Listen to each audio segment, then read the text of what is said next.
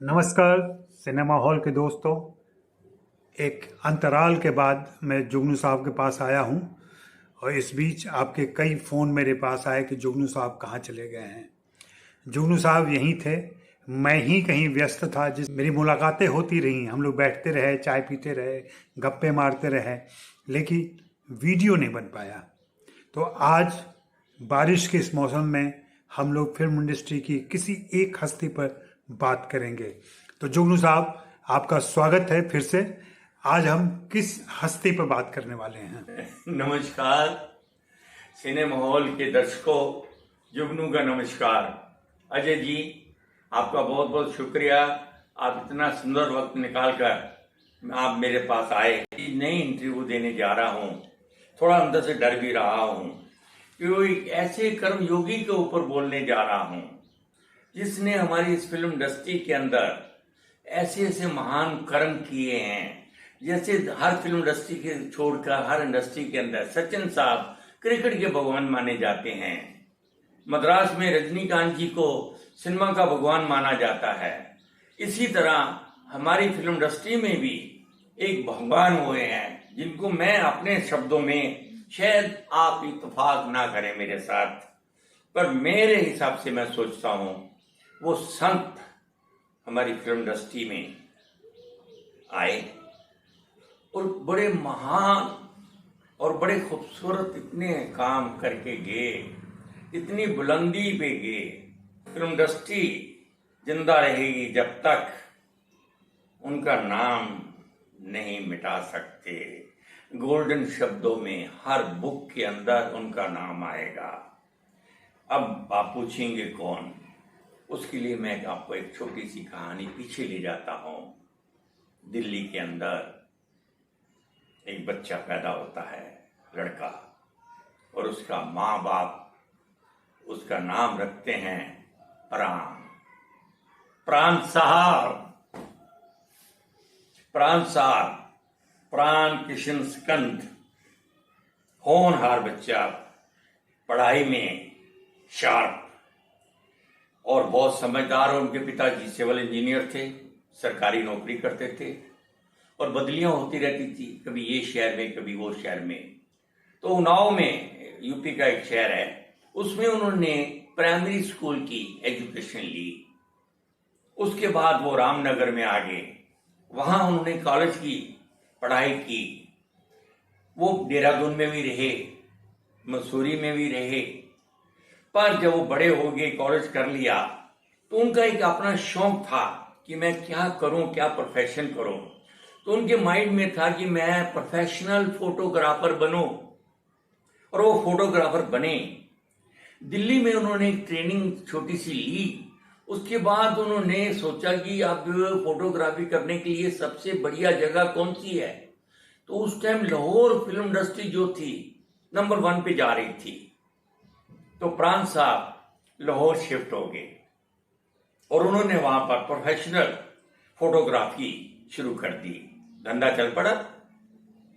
और प्राण साहब को पान खाने का बड़ा शौक था, और एक शाम को वो एक पान की दुकान पे खड़े पान खा रहे थे। उन्होंने पान का ऑर्डर दिया। इतने में एक और महान पर्सनैलिटी वहां खड़ी थी, वहां के लाहौर के अली मोहम्मद राइटर थे। उन्हें प्राण साहब को पान खाते देखा और चूना लगाते हुए, और जो उनका स्टाइल देखा, वो बहुत कन्विंस हुआ और उसने इमीडिएटली बोला कि प्राण साहब, उस टाइम प्राण साहब तो नहीं थे, प्राण या उनके नाम से, कि आप फिल्म में काम क्यों नहीं करते, आपकी तो पर्सनैलिटी बड़ी शानदार है। तो प्राण साहब हंस के बोले, यार मैं कहाँ एक्टर बन सकता हूँ। तो बोले, मैं आपको एक्टर बना सकता हूँ। तो बातचीत में प्राण साहब मान गए। और उस टाइम वहां लाहौर फिल्म इंडस्ट्री के अंदर एक बहुत बड़ी पर्सनैलिटी थी, पंचोली साहब, वहां के बहुत बड़े प्रोड्यूसर थे, डायरेक्टर थे। उनके पास ले गए और सब उन्होंने इनको सिलेक्ट कर लिया। वो फिल्म बन गई जिसका नाम था जमला जट। वो फिल्म हिट हो गई, पर पहली फिल्म के अंदर इनको नेगेटिव रोल मिला, जो कि उस जमाने में कहा जाता है कि जमला जट ने हाहाकार मचा दी। इतनी हिट हुई फिल्म कि ये स्टैब्लिश हो गए। बाद में ये हीरो भी बने। फिल्म का नाम था खानदान। पर प्राण साहब को मजा नहीं आया। और मैं एक बार कुल्लू मनाली में हम शूटिंग कर रहे थे जिंदा दिल की, तो रोज शाम को प्राण साहब मुझे ले जाते थे, चल घूम के आते हैं। तो मैंने, प्राण साहब आप की पर्सनैलिटी है, आप ये स्टाइलिश एक्टर हैं, आप क्या, तो आप हीरो क्यों नहीं बने?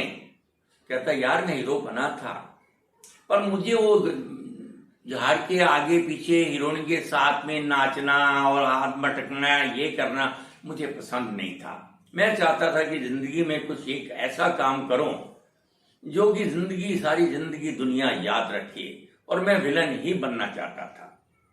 उस टाइम प्राण साहब बड़े स्टैब्लिश हो गए लाहौर के अंदर। 40 से 47 तक उनका नाम खूब हो गया और उन्होंने काफी 17-18 फिल्में वहां पर हिट दे दी। इतने में प्राण साहब को थोड़ा सा, प्राण साहब बड़े सेंसिटिव टाइप के आदमी थे, उनको थोड़ी समझ आ गई कि हिंदुस्तान पाकिस्तान का कुछ ना कुछ प्रॉब्लम चल रही है। तो वो इंदौर आ गए। इंदौर पहुंचने के बाद उनको 2 दिन के बाद पता लगा कि वहां एजिटेशन और पाकिस्तान हिंदुस्तान का कुछ ना कुछ प्रॉब्लम क्रिएट हो गई है। और प्राण साहब वापस लाहौर गए और अपनी फैमिली को लेके बॉम्बे आ गए।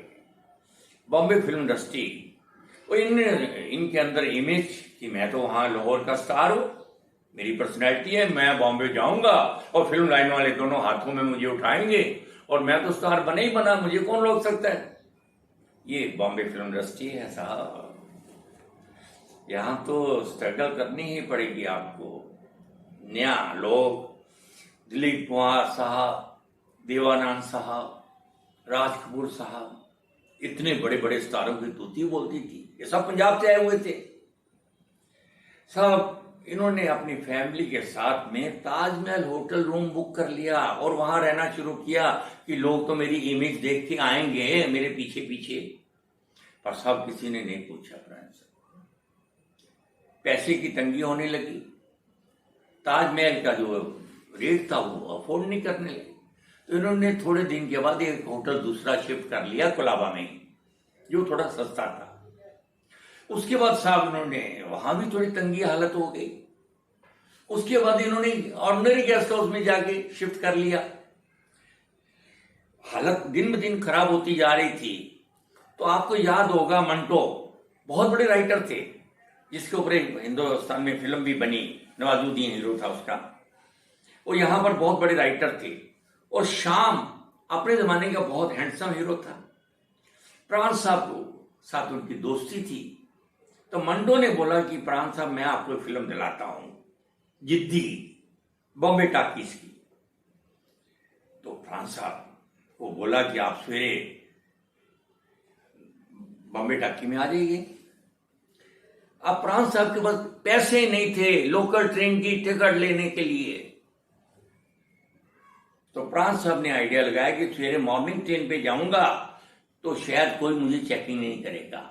और प्राण साहब सवेरे 6:30 बजे ट्रेन पे बॉम्बे टाकी मलाड पहुंच गए और वहां बैठे रहे काफी देर और सारी बातचीत हुई और फिल्म फाइनल हो गई, जिद्दी। और प्राण साहब ने कहा कि मुझे कुछ खर्चे के लिए पैसे चाहिए, मेरे पास पैसे नहीं है। तो अंडरस्टैंडिंग हुई और प्राण साहब की गाड़ी चल पड़ी। उसमें देव साहब थे, कामनी कौशल। फिल्म चली। प्राण साहब का जो रूप और प्राण साहब की जो एटमॉस्फेयर और जो ग्लैमर और जो लुक प्राण साहब ने दी और जो प्राण साहब ने काम किया, उसके बाद प्राण साहब ने पीछे मुड़कर नहीं देखा। प्राण साहब सीढ़ियों दर सीढ़ी चलते गए, क्योंकि उस टाइम इतने बड़े बड़े स्टार थे। राज कपूर एक तरफ, देवानंद, दिलीप कुमार, इन स्टारों की टक्कर का एक एक्टर मिला फिल्म इंडस्ट्री को, वो था प्राण साहब। कहते हैं ना कि हर अच्छी चीज बनने के लिए उसके लिए एक बुराई भी होनी चाहिए। प्राण साहब ने नेगेटिव रोल करने शुरू किए, जिससे हर फिल्म के अंदर रोल ये करते थे, क्रेडिट राज कपूर को मिलता था, क्रेडिट देवानंद को मिलता था, क्रेडिट दिलीप कुमार को मिलता था। आप राम और श्याम देखिए, प्राण साहब की आंखों की लुक देखिए, उनकी प्रेजेंटेशन देखिए, आप Hulagu, oh my God, Genghis Khan का पोता हलाकू, मीना कुमारी, क्या गेटअप किया। जब प्राण साहब सेट पे आए तो सारा सेट हिल गया देख के कि हलाकू, उनकी लैंग्वेज जो उन्होंने भी, और फिल्म भी सुपरहिट हुई। और हलाकू में प्राण साहब ने तोड़ फोड़ डाला सारा।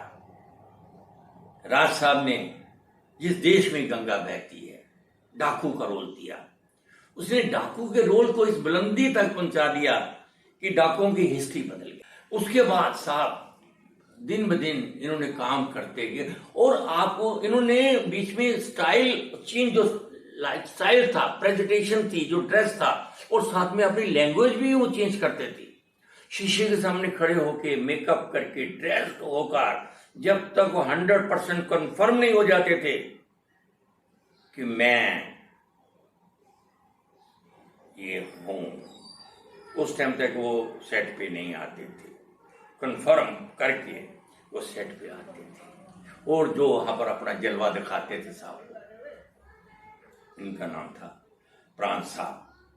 विलन बनते बनते बनते बनते बनते प्राण साहब को थोड़ी सी थकावट होने लगी, तो इसके बीच में एक बहुत बड़ा करैक्टर आता है, मनोज कुमार, उपकार, मलंग चाचा साहब। मलंग चाचा के ऊपर जो गेटअप बनाया उन्होंने, मलंग मतलब मलंग, लग रहा था कि ये मलंग है। उसके ऊपर एक गाना भी पिक्चराइज किया गया, और प्राण साहब ने पूरा इमेज अपना बदल दिया। प्राण साहब अभी विलन नहीं थे, प्राण साहब एक्टर थे, करेक्टर एक्टर थे, स्पोर्टिंग एक्टर थे साहब। उस फिल्म में उपकार हिट होने के बाद प्राण साहब को ऑफर पे ऑफर आने लगे। जंजीर में प्राण साहब ने जो पठान का रोल किया, पठान के रोल के लिए वो ये देखते थे कि कौन सी चप्पल पठान पहनता था, सलवार के अंदर सिलवट कितनी है, उसकी कमीज की सिलवट कितनी है, उनकी पगड़ी कैसी है, उसका बोलने का लहजा क्या है। प्राण साहब, और प्राण साहब का एक दूसरा रूप देखो, इतने हेल्पफुल आदमी, गरीबों के बंसिया। लोग तो यहाँ चैरिटी बना देते हैं कि हमने आपके बाप के नाम से ये चैरिटी बनाई, हमने ये दान कर दिया, हमने ये दान कर दिया, हमने ये दान कर दिया। प्राण साहब से ज्यादा हेल्प मेरा ख्याल है इस फिल्म इंडस्ट्री में किसी ने नहीं की। स्पॉट बॉय की बेटियों की शादी करते थे, जूनियर आर्टिस्ट, डांसर उनकी हेल्प करते थे। उनको पता चलना चाहिए कि साहब इसको ये तकलीफ है। कहीं जिनको मैं अच्छी तरह जानता हूं, उनको फ्लैट लेके दिए, फाइनेंशियली, फिजिकली, हॉस्पिटल। एक उनका दोस्त था, नाम नहीं लूंगा, उनका टाइम बहुत खराब आ गया, तो साहब प्राण साहब को पता चला, साहब उन्होंने उनका खाने का, रहने का पूरा ऑर्गेनाइज किया, और यहां तक कि उनके लिए लॉयर बुक किया गया, जो उनके, क्योंकि इज वेरी बिग मैन, जो कि बाद में वो डाउनफॉल में आ गए थे, और प्राण साहब ने साहब उनकी पूरी हेल्प की। ये थे प्राण साहब। और प्राण साहब का एक किस्सा और सुनाता हूं आपको। प्राण साहब दिल्ली में थे, अब ये थोड़ा हंसी मजाक वाली बात हो जाएगी। प्राण साहब दिल्ली में थे, और उनके दोस्त ने उनको बुलाया कि प्राण साहब आज मेरे घर आ जाओ। साहब प्राण साहब उनके घर चले गए, वहां चाय पी रहे थे। थोड़ी देर के बाद उनकी छोटी बहन जो कॉलेज में पढ़ती थी वो घर आई, और जैसे एंट्री की और भाई ने उसको बोला, ये मलाने लगे, और लड़की चीख मार के डर के अंदर भाग गई, और प्राण साहब से नहीं मिली। जब प्राण साहब होटल वापस आ गए तो उनके दोस्त का फोन आया, प्राण साहब मेरी बहन ने तो आज मुझे मेरी ऐसी तैसी कर दी, मुझे बहुत गालियां दी, बोले क्या हुआ? कहते ऐसे ही उसने कहा कि ऐसे गुंडे बदमाशों को घर में बुलाने की क्या जरूरत है। ये थे प्राण साहब। प्राण साहब ने अपना इमेज इस लेवल पर बनाया। प्राण साहब की कहानियां किससे किस लेवल तक मैं बताऊं। प्राण साहब बहुत बड़े शार्पर थे, पर उन्होंने जुआ कभी नहीं खेला, ताश कभी नहीं खेली। एक बार मैं सनम बेवफा की सेट के ऊपर महबूब स्टूडियो में शूटिंग कर रहा था प्राण साहब का, मैं प्यादा बना हुआ था। तो कुछ सावंत कुमार जी के दोस्त आए हुए थे दिल्ली से, तो लंच ब्रेक में मैं उनके साथ पत्ते खेलने शुरू कर दिया, मैं भी खेलना शुरू कर दिया। मैं 400-500 रुपया हार गया। तो प्राण साहब अंदर आए, उन्होंने देखा तो मेरा थोड़ा मुंह उतरा हुआ, तो बोले क्या हुआ? मैं कि प्राण साहब 500 रुपया हार गया हूँ। तो बोले रुक, चल तेरी एक गेम मैं खेलता हूँ। तो प्राण साहब ने ऐसे ऐसे कुछ किया और ऐसे ऐसे करके पत्ते बांट दिए। तो साहब एक के जैसे चला, पैसे इकट्ठे हुए, एक के पास 3 बादशाह, मेरे पास 3 इक्के, एक के पास बेगम बादशाह यक्का, और सारे पैसे इकट्ठे करके मुझे दिए और उन लोगों को बोला कि बेवकूफो, आज के बाद स्टूडियो में आके पत्ते नहीं खेलेंगे आप कभी भी। ये प्राण साहब का स्टाइल था, ये प्राण साहब की मोहब्बत थी। प्राण साहब के प्रोड्यूसरों से उन्होंने कभी, लोग बोलते हैं प्राण साहब हीरो से ज्यादा पैसे लेते थे। आई एम सॉरी, प्राण साहब उतने ही पैसे लेते थे जितने जेन्युइन उनकी प्राइस थी, जितने उनको ऑफर किए जाते थे। और कई प्रोड्यूसर तो ऐसे हैं जिनसे उन्होंने पैसे कभी लिए ही नहीं। अब जिनका नाम बीच में मैं बहुत बड़ी पर्सनैलिटी का नाम लेने जा रहा हूं, राजपूत साहब। बॉबी के अंदर बहुत बड़ा रोल था और आरके की पोजीशन मेरे नाम जोकर के बाद थोड़ी सी डामाडोल हो रही थी और रोल प्राण साहब को ही करना था। और प्राण साहब को खबर मिली कि ऐसे ऐसे, क्योंकि राज कपूर साहब वो दोस्त, प्राण दोस्त थे। प्राण साहब खुद आरके स्टूडियो गए, कहते राज जी मैं आपकी फिल्म में काम कर रहा हूं, आप मुझे 1 रुपया दो। और उनसे 1 रुपया लिया और 1 रुपये के अंदर पूरी पिक्चर कंप्लीट कर दी। ये थे प्राण साहब। प्राण साहब की कई उपलब्धियां, प्राण साहब के कई किस्से, प्राण साहब की कई कहानियां, जब जब प्राण साहब का नाम लिया जाएगा वो हमेशा अमर हो गए हैं। सारी फिल्म इंडस्ट्री को उन्होंने इतना कुछ दे दिया है, इतना कुछ दे दिया है। कितने विलन आए, वो विलन ही रहे, उन्होंने स्टाइल उतना ही स्टाइल रहा। वो विलन आया उसका इतना स्टाइल रहा, उसको वो विलन आया उसका उतना स्टाइल रहा। पर प्राण साहब ने 400 फिल्मों में काम किया है और 400 फिल्मों में अपना अपना स्टाइल बनाया है। प्राण साहब ने किसी की नकल नहीं की। इसका नाम है प्राण साहब। अब मैं अगली कड़ी में जब दोबारा आऊंगा तो प्राण साहब के और नए किस्से मैं आपको सुनाऊंगा। आज के लिए मैं आपका धन्यवाद करता हूं।